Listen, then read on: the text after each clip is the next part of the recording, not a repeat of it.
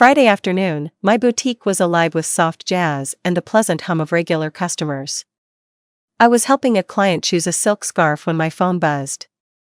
A message from Mark, my husband. "Claire, I'm leaving you. I'm on my way to Miami with Melissa. You know her, the new receptionist at my office. Oh, and I emptied our joint account. Haha. Don't be sad, I'm sure your little boutique will keep you busy." I read it again. No ache in my chest. No tears. Just the slightest curve at the edge of my lips. A smile, almost relief.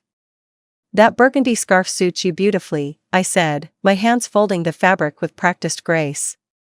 Mrs. Peterson left, smiling, with her purchase wrapped in our signature silver paper. I took out my phone. No sighs. No trembling. I typed just 3 words. "Good luck. My name is Claire. I'm 38. And I had just received the coldest goodbye of the century. But Mark had forgotten one key detail: I am not the blind wife he thought I was. A month ago, when Mark suggested combining our accounts to streamline expenses, I smiled and agreed. That night, I opened a new bank account in my name. The joint account he had just drained? It held just enough to avoid suspicion. The rest, my boutique earnings, was long gone to safety. Mark used to laugh when I hired a separate accountant for the boutique. Called it princess behavior. He didn't know that every receipt, every invoice, every financial detail was meticulously documented, as if I had been preparing for this day. When he suddenly started hitting the gym 5 times a week, splashing on designer cologne, and buying shirts too tight for his softening frame, I didn't confront him. I took notes. Documented the dates, the unexplained expenses, the fancy dinner receipt from a night he claimed to be working late. That night, I closed the boutique early. No tears. No whiskey. I turned on the light in my home office and pulled out a thick folder labeled, "Mark, Finances Misconduct."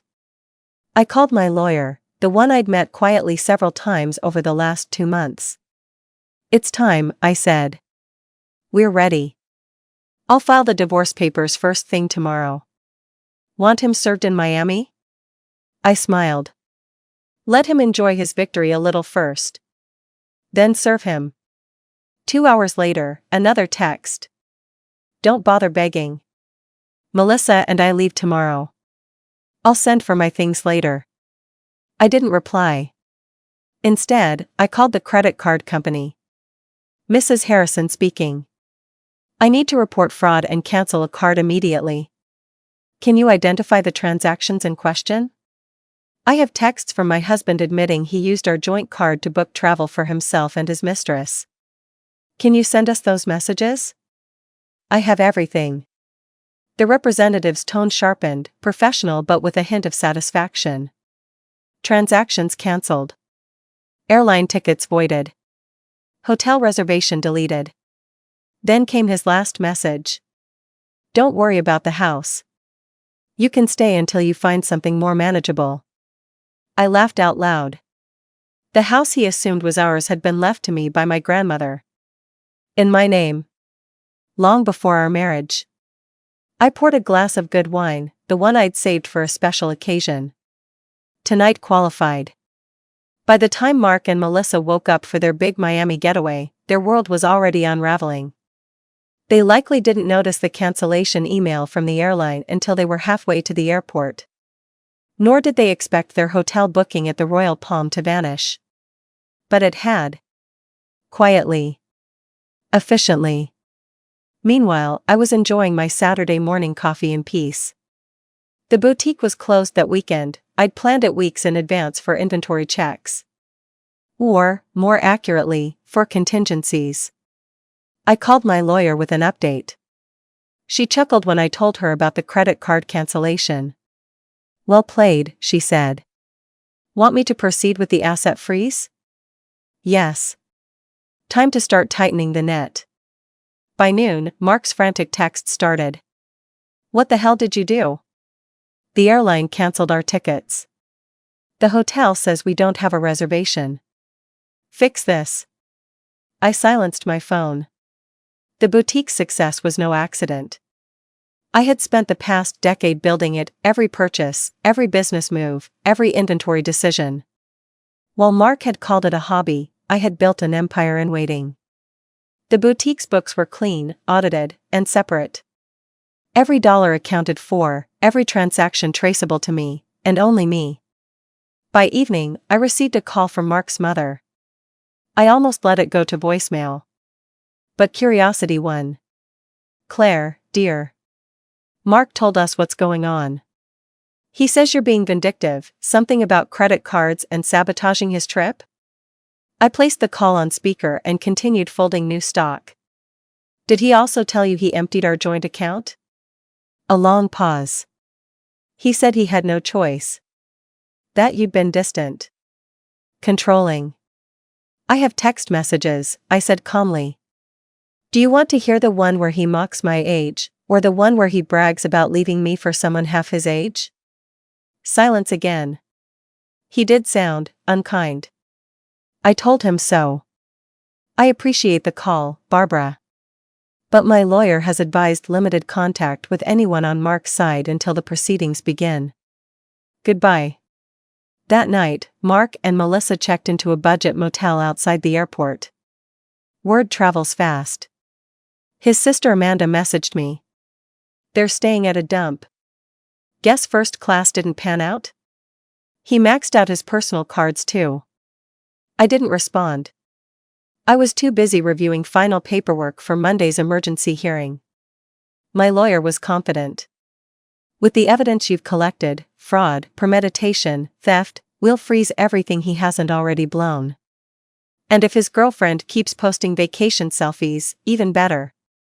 Social media is a goldmine." She wasn't wrong. Melissa had been documenting their failed escape with cringeworthy captions. "When your man chooses freedom over drama, nail polish #new beginnings. Oh, sweet summer child." Meanwhile, I compiled screenshots, financial records, and printouts. Each piece a brick in the wall Mark had built around his own destruction. Then, another gem. "You think you're so smart." I made copies of the boutique's financials.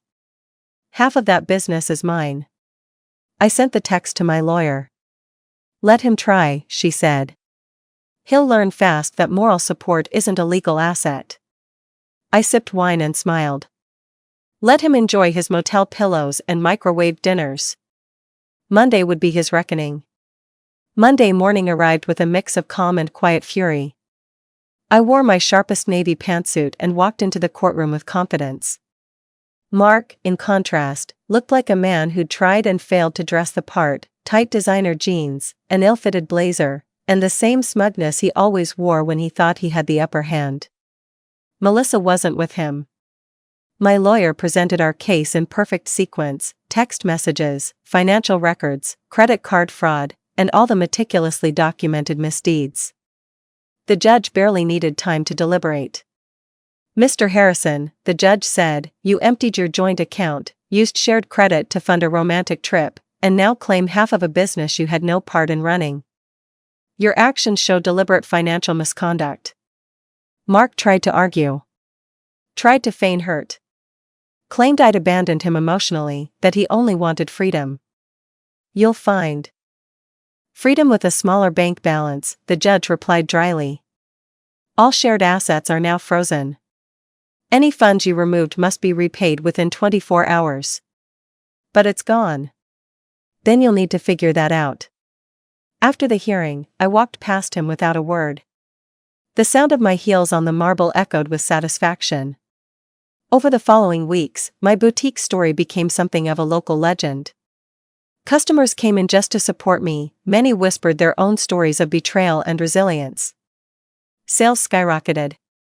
I hired 2 new employees and finalized plans for a second location. Business was thriving. Mark's situation? Quite the opposite. Melissa dumped him a week after their return. Rumor had it, she got tired of sharing her tiny apartment with a man who couldn't pay rent or stop complaining.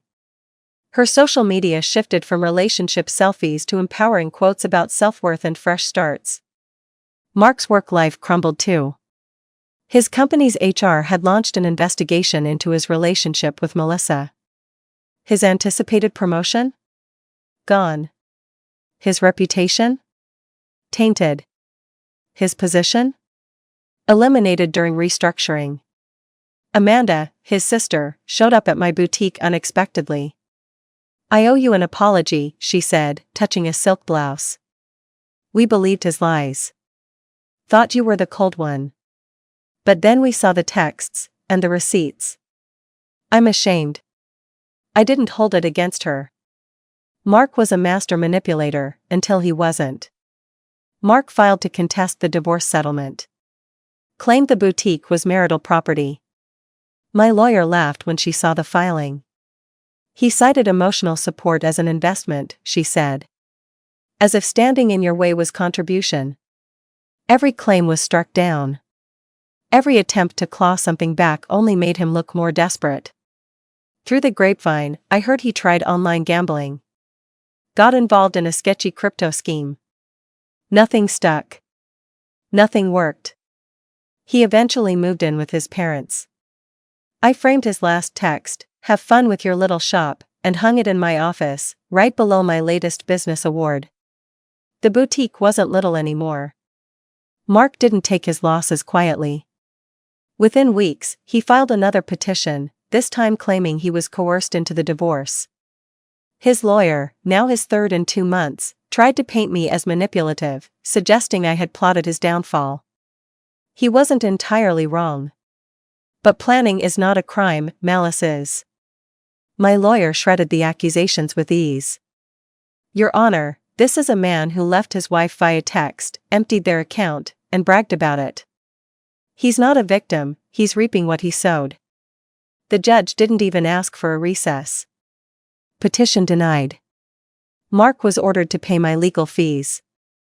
Outside the courtroom, I passed Melissa. Again. Only this time, she wasn't clinging to Mark's arm, she was watching from a distance, arms folded, lips pressed tight. Her eyes met mine. "I was wrong," she said. I nodded. That was enough. Word spread. So did support. Local press picked up the story. But they didn't frame it as a divorce drama, they called it a story of resilience, of smart planning, of a woman who refused to be erased. I was asked to speak at a women's business conference. The topic, how to protect your business from personal disaster. I opened my talk with the line, "My husband said I'd be fine with my little shop." So I turned it into 5. Mark tried one last time. A desperate email. "You won. I get it. But I need help. I can't live like this. Please, can we talk?" I didn't reply. I forwarded it to my lawyer and blocked his address. You can't reason with someone who sees your success as a personal attack. His mother called again too. This time, she didn't defend him. "I'm sorry for everything, Claire," she said. "You didn't deserve any of it." He's still blaming everyone else. "But we know better now." I thanked her. But I didn't engage. Closure doesn't always require conversation, it just needs clarity. The boutique's third location opened with fanfare. We had photographers, influencers, and a growing online following. Melissa, now in college and studying marketing, reached out again. "I've started my own consulting business," she wrote. "Because of you. You showed me that women can rebuild, even from their worst mistake." This time, I replied. "Good luck, Melissa. Just make sure your business is yours, and no one else's." I still keep that text from Mark, framed in my office. "Have fun with your little shop." Beneath it is a plaque from the state's business chamber, Entrepreneur of the Year. I don't keep it out of spite. I keep it to remind myself, the ending someone tries to write for you is never the only one. 2 years after the text that shattered my marriage, and tried to shatter me, I stood on stage at a national business summit. The room was packed. Cameras flashed. The screen behind me read, "Claire Harrison, founder CEO, Harrison House of Style." My ex once told me to enjoy my little shop, I began. So I built an empire instead. Applause erupted. I spoke about growth, about resilience, and about the silent power of preparation. I didn't mention Mark by name. I didn't need to. Every lesson I shared was born from what he tried to take from me, and what I refused to surrender. My boutique had expanded to 5 locations, with a 6th on the way. We employed over 30 staff, launched a capsule collection in partnership with a well-known designer, and our online store had been featured in 2 national magazines. Mark? He had finally moved out of his parents' home into a small, overpriced apartment above a garage. He was working a lower-tier job at a competitor firm, one that didn't require a management title or trust. A mutual acquaintance mentioned he still referred to me as the one who ruined his life. I smiled at that. Because that's the thing about men like Mark. They can't see the difference between someone who ruins them and someone who stops them from ruining you. Melissa became a regular at our flagship location. Now in her mid-20s and running a respectable consulting business, she'd drop in to talk marketing strategies and always left with something luxurious, but thoughtfully selected. "You gave me something no one else did," she once told me. A second chance to grow up. I never pitted her. She'd made a mistake. But she also owned it, and that mattered. At our 5-year anniversary celebration, I stood beneath a cascade of silver balloons with a glass of champagne in hand. Clients, team members, friends, and press filled the space. Mark's mother attended. She looked radiant in a blazer from our winter collection. "I saw him yesterday," she said, once we had a quiet moment. Still talking about his glory days. Still blaming the world. Still not realizing he had everything, and threw it away. I gave her a gentle smile. Some people confuse opportunity with entitlement. She squeezed my hand. But you turned heartbreak into a brand. In my office, framed between awards and photographs from every store opening, is that infamous text. "Have fun with your little shop." Beneath it, in gold leaf script, another line. "Success is the best revenge." And I believe it, with every fiber of my being.